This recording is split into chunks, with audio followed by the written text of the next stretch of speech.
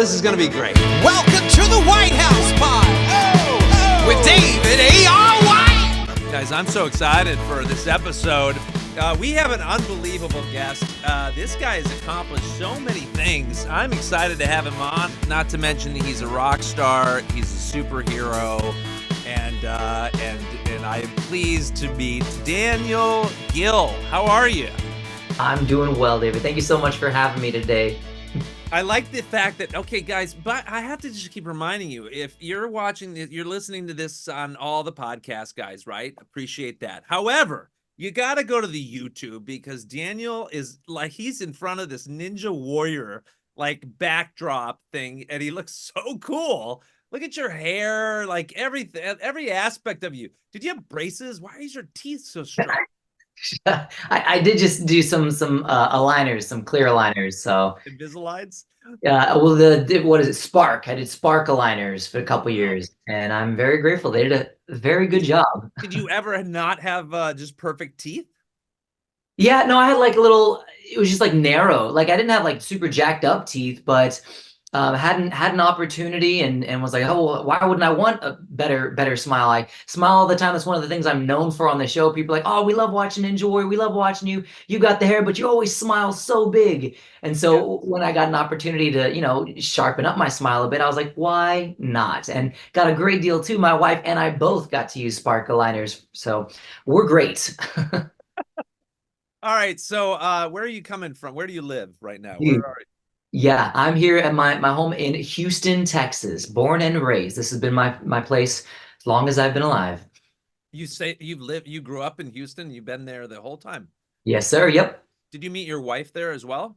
I did. Yeah. So she and I grew up on opposite ends of Houston. So about an hour plus distance between us. And so we met at a mutual friend's going away party. We're both going to like a different Bible colleges at the time, which is still pretty rare. But I was like, oh my gosh, that's really cool. Like, what's your friend group? Let's hang out with my friend group. And so became the best of friends overnight. And about 6 months later, shot my first shot, asked her out, got shot down horribly.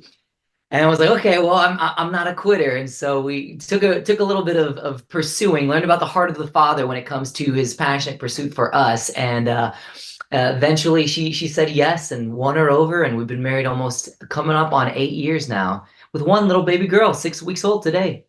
Wow, congrats. Thank you very much.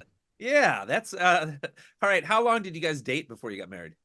We dated, let's see, I want to say 2 years. Yeah, we knew each other about a year prior to dating, dated for 2 years, and then got married very quickly. I was like, hey, we started this dating relationship knowing we wanted to get married. So now I popped the question, let's get married. So we got married, I think it was like 2 months from the time of proposal. Wow. Okay. We're on a time crunch too, between her college, what is it, like Christmas break, and me having my Christmas break before the film schedule for the next year. So I was like, we've only got a few small windows of time to actually, get married, have a honeymoon, and all that before having to go back to normal life. Well, I don't know. I'm not a big fan of like long engagements. It feels like if you're going to get engaged, that means that you want to marry that person. So you might as well just marry the person. Like, yep, I agree. And hopefully you've figured it out. You've figured out what that person's going to be like before you actually got engaged. Yeah. Some people wait till they get engaged and then they're like, okay, so now I'm going to figure out whether or not this person is going to be a good mate for the rest of my life. Yeah. Seems kind of backwards. But you guys did it right. Okay, so you have a new book out, right? You're like first take me back. Where you grow up, you have an interesting story. If you look at yourself now, right, everybody think, oh, what is that like to grow up as a ninja warrior and always be the cool person who's like super athletic and absolutely has everything together? But your story doesn't seem like you started that way. Like you had to struggle a bit. Yeah. And, I guess, I mean, in a nutshell, like grew up in Houston, came from a big family, 5 kids in my family. And I was the athlete. I was the monkey boy, like I climbed on everything. So played every sport possible, was never outstanding as an athlete. I was never the strongest. I was never the fastest. I was never, the most gifted. I always was one of the worst members, to be honest with you. But I learned about hard work, learned about perseverance, getting back up, and just loved to climb on things. So high school years got into like parkour, free running, got begged my dad and he got us like a Bowflex home gym. I just wanted to be strong, physically capable of doing anything that I thought of in my mind, whether that was backflips or climbing over things or learning how to fall correctly and not break something. And so at 19 years old, I found out about a ninja gym right here in my hometown. This was 2012. And I was like, wow, this is so cool. I love watching that TV show. I watched it growing up. And on that note, I also grew up homeschool. So there was a whole other factor to my life that I didn't have the same type of upbringing as a lot of my peers. We were still super social. Nobody believed that I was homeschooled because we had so many different events and activities that my siblings and I went to on a daily basis. But it was still a very different upbringing. I mean, my parents were very intentional about, just introducing the world to us on their the ways that they want to, and not just relying on other people to teach us things.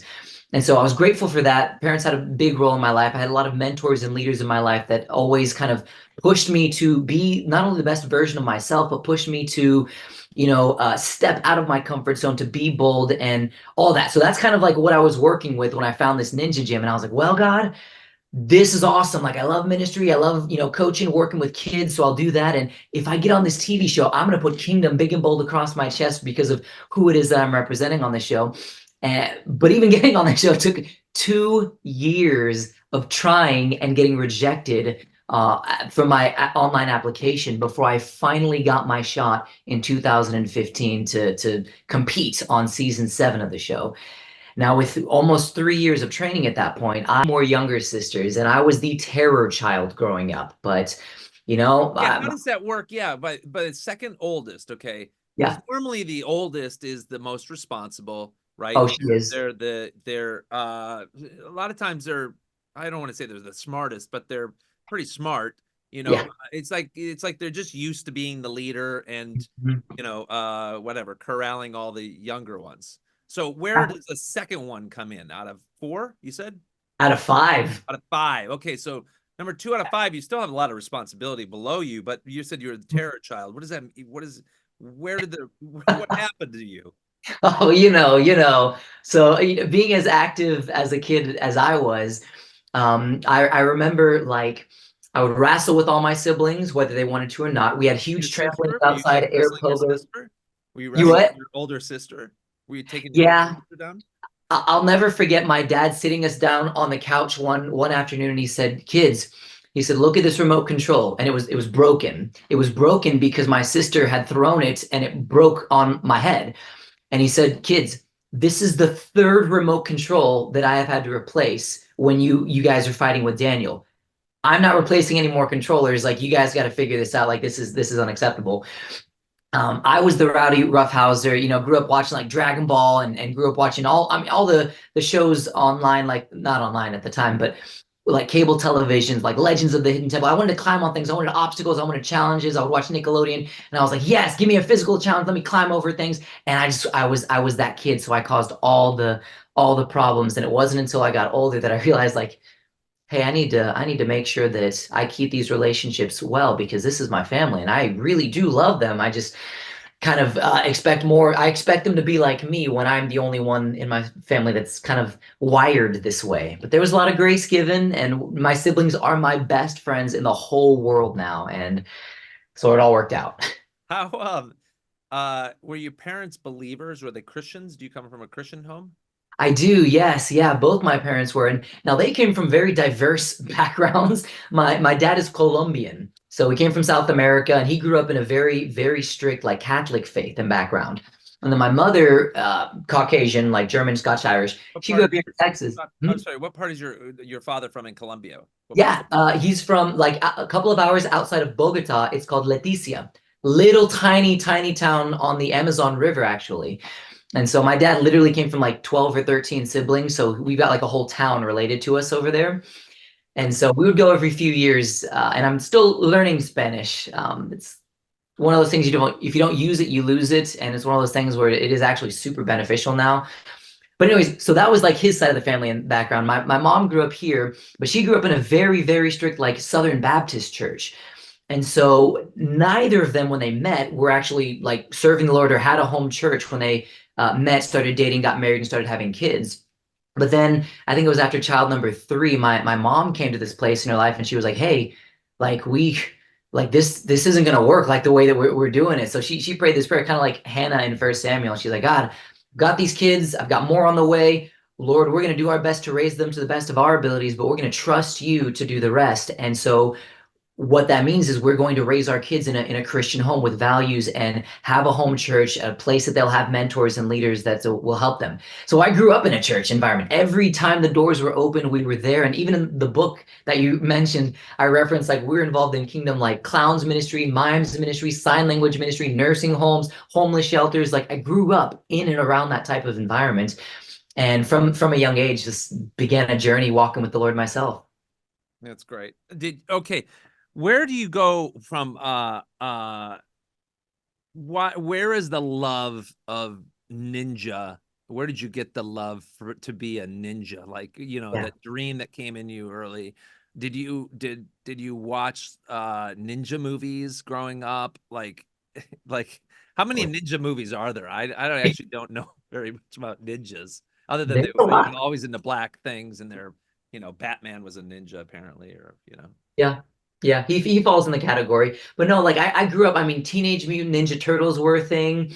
Power Rangers back then. And like again, I loved like those like fighting shows like Dragon Ball. Like you'd have this protagonist, like the hero guy, and he would defend his family and friends, save the earth, and he would go again fight against evil. And so in the 90s in Japan, they began this TV show called Sasuke, which is the original Ninja Warrior show. Where it's these guys going against these obstacles, trying to get to the buzzer at the end, and ultimately the last and final stage. And they used to play it. I remember it was on like I don't know if it was MTV or G4, but it was like the one show I could watch on that channel because the rest of the channel was geared towards like an older adult audience. And so my parents and my siblings, we'd watch Ninja Warrior as a kid, and I was like, "Oh my gosh, this is amazing! They're monkeys just like I am. This is great." And then fast forward to my high school years, America came out with an American Ninja Warrior TV show. And I was like, man, that's my dream. I'd love to do that. I'm an athlete like this. It's right up my alley. In the back of my mind, I'm like, well, I live in Houston, Texas. They don't film TV shows out here. I don't know the first step of how I would even do that. But it was in the back of my mind. So then when I was a few years later, I was going to that Bible college that I mentioned, and a friend of mine at that school of like 20 people Which told Bible me college was it again? What was the name it of it? was called All Nations School of Ministry. Okay. Yeah, and at the time when I went, all those years ago, it was a 2-year accredited program. So I got an associate's degree in applied ministerial studies, which basically meant I got to travel the world, preach the gospel, lead worship, and just, experience ministry firsthand and hands-on all over the globe in places like Bulgaria, Japan, Malaysia, Honduras, Rome, Italy. It was awesome and truly life-changing for me. So in that season of my life, I said, God, I'll gladly become a pastor or a worship leader full-time or even a missionary overseas. Like, you've got my heart, you've got my life, my yes.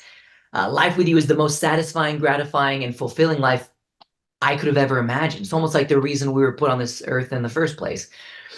Uh, and then my friend told me about this ninja thing, and I was like, It's awesome. Well, yeah, you don't answer questions like you're a speaker at all, with great wisdom and knowledge. Like you've ever done this before. once or twice. All right, how do we end up? That's pretty cool though. What I love about that is uh I love that you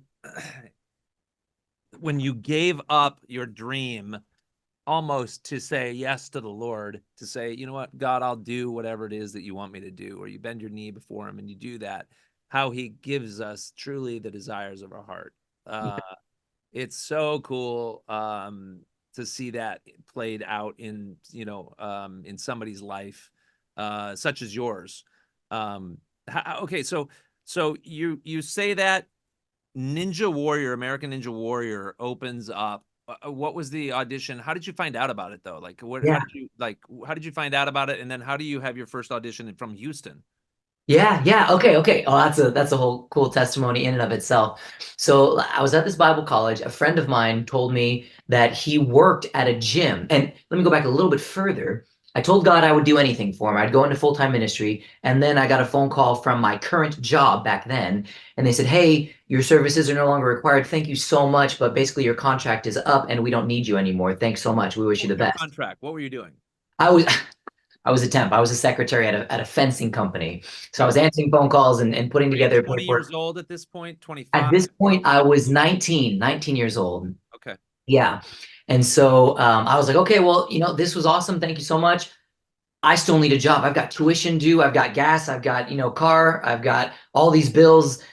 Are you Okay, living on Lord, your I'm own not at gonna, this point? Or what? are you living on your own? Or are you at home? Or you still No, in still at home college? at this point. Yeah, still at home at this point.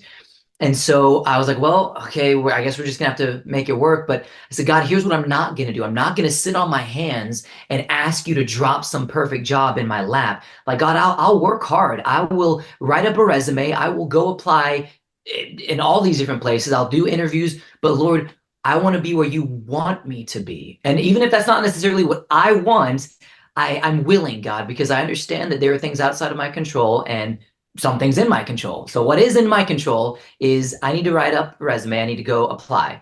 But where I land, I'm going to leave that to you. So then I went a step further and I had my friends and family begin praying with me. I said, guys, I need a job. Please pray with me that I get one because I need one by the end of the week because I've got tuition due for the second semester of Bible college and I know I'm supposed to be here. So my friends pray with me. And then literally the next day is when the guy at my Bible school said, hey, I heard you were looking for a job. I work at a gym. I go to that gym that same day. It turns out to be the only ninja gym in Houston and in like all of Texas at the time, one of the few in the country at the time. And I Yeah. was blown I away. don't, Dylan, do you go into ninja gyms very often? I wish I could. There's close to I don't even know where a 300 of ninja them. gym is in California, in LA here. Oh man. I know we probably have one, but I don't I know. was gonna say, yeah, they're popping up. I mean, there's close to over 300 across the nation currently. And so Wow. Okay. yeah, but not like 10 years ago there were not. There was Yeah. maybe a half a dozen. So I go there, I meet the owner, I start playing on the obstacles, and it's difficult, it's challenging, but I'm loving it. I'm like, this is, oh my gosh, like I feel like this is woven into my DNA of like part of who I am. I was made to move like this. And so I give my resume to the owner. I'm like, hey, you don't know me, but I would love to work here. Please, please, let me get a job here. And he was like, well, hey, thank you so much, but I don't have an opportunity here. We don't hire people we don't know. It's like, kind of like a mom and pop gym. And I was like, I was devastated. I was like, well, God, wait, I Hold on a thought, second. I want to take you back for 1 second. yeah, Are you a trained ninja at this point? Like, have we trained? Like, I don't even know what a training ninja looks like. Is this like a martial art? Are you a martial artist? Are you taekwondo? Are you kicking people? Are you grappling? Or is it gymnastics? Or tai chi? Like, what is? I mean, for those of us out there who don't know much about ninjas, yeah, other than they wear the black cloak mhm, and they wield swords and they do things at night, apparently. Uh, yeah. Okay, okay. Let yeah, me tell you. So shine on some light onto this. How do you get yeah. trained to be a ninja? So on the TV show, it's Or you're on a TV show, right? yeah, how I How got does into it. one train because if it's in your heart, it's a dream in your heart to be a ninja from the TV movies, you're thinking I'm whatever, you're gonna, be on some mountaintop, right, in the darkness with an outfit, uh, or whatever we would call. What do we call it? No, not an outfit, but a gi, sure, whatever. But like, I get it for the show, right? Mhm. Show, the training, the Yeah, so I like I said when I was growing up watching the Japanese version in the late 90s, early 2000s, we don't have obstacles like that. We'd have nothing that looks like what you see on the show. But what we do have are these awesome state-of-the-art like jungle gyms and playgrounds. So I was the kid that I would go on these playgrounds. I would grab all my friends, and even in I think in my book, but definitely in my new book that's coming out, I have like graphic Kingdom illustrations. Ninja, by the Yeah, way. Kingdom Ninja. And I would play on these playgrounds, and I was like, okay, guys, there's the buzzer on that end of the course. We have to get from point A to point B without ever touching the ground or the gravel or the wood chips or whatever it is underneath. So how can we get there? So we'll climb underneath. We're jumping over the top. We're swinging. And so that was one of the games. Another game we would play is like tag, basically. But whoever was it had to tag everyone else. But if you were being chased, you could not leave the playground. Like you couldn't touch the ground. It was called like spike. Right? Dude, yo. Yeah, there you look at that. Bam. Like it's like the all natural bodybuilder or something. Yeah, I do what I can. You got to be strong in the sport. You really do. I mean, it's not for the faint of So heart it's or more of the a weak of body. sport than it is like I'm going to go, grapple through mountains and save somebody, some whatever. Mhm. Right? Just for the audience out there who I don't watch a lot of competition shows. No, I didn't. What was clear was that that was the coolest show that I had ever seen. These men on the show were doing some of the most exciting, most physically challenging, and spectacular movements on the show or on anything like these obstacles. And I wanted to do that. Even from a young age. I mean, my parents were like, Daniel, when you were 2 years old, we went to McDonald's. I don't recommend McDonald's anymore, but they're like, we were eating at a McDonald's and we turn our heads to take a bite. We look back and you're climbing over the top of the 8 foot fence there. She was like, One Daniel, of those things, like what's the highest you've oh, fallen? I've fallen off all of them. I've had my parents to this day, they're like, Daniel, all of your injuries are 90% self-inflicted, and you knew that you were liable to get injured What'd when you you were break? doing it. Like, did you break things? What did you By the break? grace of God, I've never broken a bone other than a fracture across my nose, which was a few years ago on a silly balance obstacle at a local ninja competition in another state. But never anything on the show and never had any sort of break. Again, Wow. I spent a lot of my childhood learning how to fall properly, where when I fall, you don't want to extend your arms and lock your joints. You want to stay fluid and stay malleable to kind of absorb the impact, roll out of it. I got into parkour and free running my high school years, and so much of what they do with running and jumping and flipping requires you to learn how to fall well. And so I spent, years falling out of trees, years climbing over buildings, years doing all these things that kind of helped me become the type of athlete that would excel in this now structured sport of ninja. Yeah. All right. So we go on to this show. How many times have you been on the show? Dude, let's see, this summer when I compete on the new season, starting June 3rd on NBC, Monday night, Wow. it'll be my ninth season competing on the show. Wow. Yeah, so 9 years. Every year they have a different season, and it would be 10. I took off one season a few years back, so 10 years of my life has been involved Oh my in the goodness. show. Do we, But then I would say probably 11 and a half years because it took me a year and a half of training and getting rejected on the show a few times. before you actually got onto the show. And, Correct. and Yes, now sir. how long did it take before you won? Oh man, that's a whole other testimony. I was like, when I first got on, especially winning the first round, and I was like, God, I was made for this. This is what I was made and what I was born to do. And I'm gonna win $1 million and lift up my hands and give Jesus all glory. And when I went to the national finals, I had a very, rude awakening, a difficult wake-up call. I couldn't get past stage 2 in the national finals out of 4. And I remember falling and being so exhausted I couldn't even pull myself out of the water. I had to be dragged out because I couldn't open my hands anymore. I was so pumped. And I was like, God, why would you put me on this platform if not to win? Like I thought this was going to be not easy, but like doable. And every single year I would get a little bit further and then I'd fall or fail inevitably. 99.999% of ninja athletes fall every single year. We've only had 4 winners in history, which out of 15 seasons. And so most people fall. But I learned to have a better relationship with loss. I learned that the Lord doesn't view failure the same way that we do. Mhm. I learned that my identity isn't wrapped up in how I do as an athlete. My job is to train as well as I can, to do my very best, give it everything that I've got, and then learn and grow from whatever the outcome is. And so I'll never forget. It was about 4, 5, 6 seasons in 2019, I made it to the final stage, the rope climb. It's 80 feet. If you can do it in 30 seconds or less, you win $1 million. And I was 3 seconds too slow, and I lost $1 million by a few seconds. And I was like, "Well, Lord, that wasn't the plan at all." That was a little bit of a letdown, Lord. Yeah, even holding the rope. I remember because it wasn't good circumstances. Again, I give this story more detail in my book, but I remember standing there holding the rope, and I had just finished a prior course. But the TV schedule, we'd gotten behind schedule with filming. They said, "Hey, great job. We're sorry we have to put you in your harness. We're going straight to the final round because we're behind schedule and we got to film more stuff later." And so I was still super sore, and I was like, "Well, no excuses, God. I'm going to give it everything that I have." And I know what the Word of God says, Lord. I know that if you need to give me the strength to beat this rope right now, you can give me supernatural strength like Samson. Or God, you can give me supernatural speed like Elijah when he outran the king's chariots. Or God, the book of Hebrews talks about angels that are called to minister to those who inherit salvation. God, if you need me up this rope, you could have an angel push or pull me up that rope. I've seen the movie Angels in the Outfield, and I know what you can do. But regardless, I said, Lord, whatever the outcome, I'm going to trust you.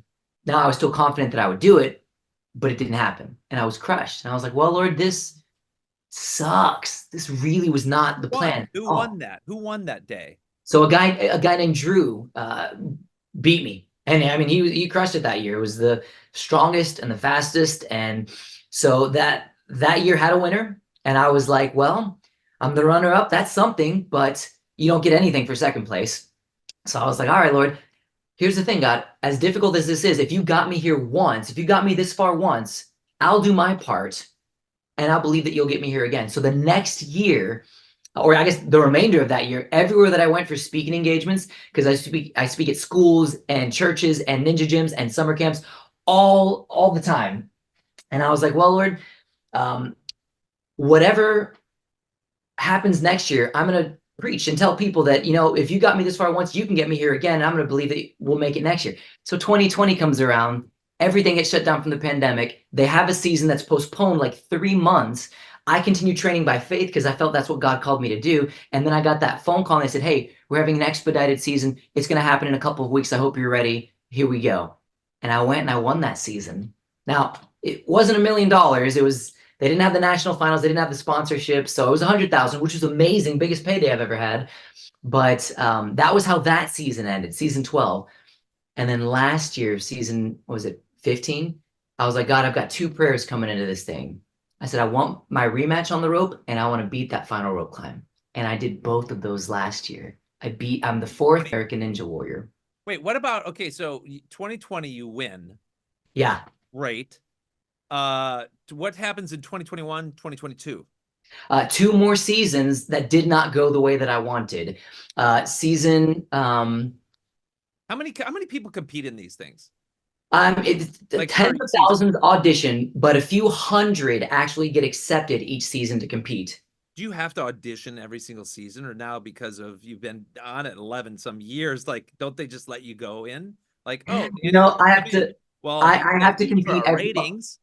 Yeah, I am one of the fan favorites, but because of how it's all set up, I'm not a paid athlete. I'm not a part of SAG, like Screen Actors Guild. I'm a contestant, and so in order for them to keep me in that category, and I don't blame the producers. If anyone, you could just blame the industry, as it were. But I have to audition every single year. Now, with that said, they'll email me and say, "Hey, send us an audition. We'd love to have you this season. You've done really well in the past. People love you." But as a formality, we still need you to go through the process like everybody else.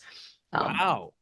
yeah. So then I had a couple tough years after winning in 2020. 2021, on my birthday, the day before I was scheduled to fly out to the finals, I got a call saying that, hey, your test result came back positive. You have COVID. We've canceled everything for you. You're not coming to the national finals. Good luck Oh, next year. So that was a bummer. That was a big wow. bummer. And then the following year, they had mandated regulations and rules as far as like requirements to compete. And I'm not political in any way. I don't put anything in my body that doesn't need to be in my body that I don't deem necessary or see biblically there. And so I was ineligible to compete that next season. In 2023, was that 2023? That was 2022. So I took 2022. off that season, What's so season four. weird though is that they didn't make you do that in 2021. Nope, no, Or they didn't. We just had to take tests yeah. before and after every single round. So I've probably So weird taken, that they finally took it in 2022 they're like you have to do this. You have to be vaccinated. Wow. yeah. Wow. Yep. And it was unfortunate, but I handled it well. I didn't shoot myself in the foot. I didn't mouth off to the producers. I didn't post some huge thing on You social didn't media go saying, public in "Oh, the the whole thing. injustice." Yeah. I said, "Hey, it's their game, it's their rules. If I want to play, this is what it takes to buy in, and I'd rather sit out this year." And so I did. And God gave me one of the most fruitful years of speaking engagements of his faithfulness. So I was like, all right, Lord. And I continued to train and came back the next year and I got my rematch and beat the thing. Do we train every day, 5 days a week, 6 days a week? How many days a week do we train? For on season, yes. Yeah. So now I'm preparing for a bunch of upcoming competitions and events, and it's like every single day, it's whether it's upper body or lower body, or if it's obstacles or if it's just conditioning, every day is different, but every day has something. And even on the rest days, because I do fully believe in the necessity of a Sabbath day. Even on those days, I still like to move, go for a walk with my wife, or take my daughter out for a walk or activity or something. So movement has become vital to my life. I don't like being sedentary. I don't feel good. I don't uh, work well in those types of environments. I mean, even just mentally, I get cooped up and stir crazy. Stretch? Do you stretch every day? I love it. Yes. Not every day, every other day, and a little bit before and after my workouts. But like my version of stretching is like I've got a 20-minute stretch session, and I do that a couple times a week. Dylan, that's what you do, right? You're a 20-minute stretch. Yeah. That makes sense. Yeah, I mean, yeah. those images of Jean-Claude Van Damme being stretched. Yeah, that's me. Where'd Daniel go? Did we miss Daniel? What Holy happened? cow, he Where did he disappeared. go? I'm here. I'm here. I'm here. Bam, he's back. It was like he is like a ninja. My computer said, "Hey, I'm about to die." Oh boy. All right. So let's talk about this book before they cut me off. They always do so early. But I want to know, is this your first book, Kingdom Ninja? Is this your first book? It's my first big book. So technically, no. My wife and I, we co-authored a children's book several years ago called The Little Ninja. And so that one's just kind of, it's, character based off of me going through life, kind of like my childhood, like just seeing the world through the lens of obstacles, wanting to climb on things, finding his place in the world, but also putting in, you know, um, things that I want my children to learn and understand and read about. So health and nutrition, having good relationships, hard work, perseverance, grit, getting back up, all those things is in my children's book and ongoing series, because we've got more of those coming out in the future. But this big book, the volume, the Kingdom Ninja, A Warrior's Guide to Physical, Mental, and Spiritual Health, this is my first big endeavor. So it's much, much thicker by comparison. It's got my biography, but as well as, my take on what it takes to be physically, mentally, and spiritually strong and healthy. And so, yes, that's my big one. And in fact, I mean, between you and I've got another release, which is a graphic novel version of my biography. So super cool. That's cool. Yeah. Oh, it's awesome. It's going to be so incredible. Just, I mean, because I'm a big comic book nerd, my wife and I too. And so to see my life and story come to life in a graphic novel, oh, it's so cool. But even the one that's out, the Kingdom Ninja Do you one, do swords as a ninja? Have you ever done much sword training? a little bit. I wish I were more coordinated, to be honest with you. When it comes to swords, like juggling and like hand-eye coordination stuff, I'm great. Yeah, I love I that mean, stuff. It helps with my sport, but you put a sword in my hand and all I want to do is like you chop probably something. yeah, your walls have some sword marks like Zorro, like throughout. Your Oh wife's yeah. like, We got no the more shuriken star. swording in our living room. Yeah. All right, so where can people find this book?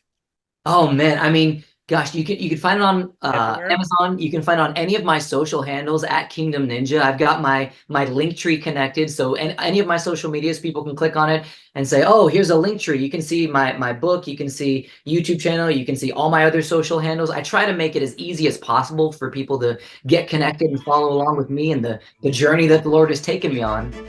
And you know what, Daniel, you're what a great story you have. And I encourage all of the viewers out there to go pick up his book right now, Kingdom Ninja.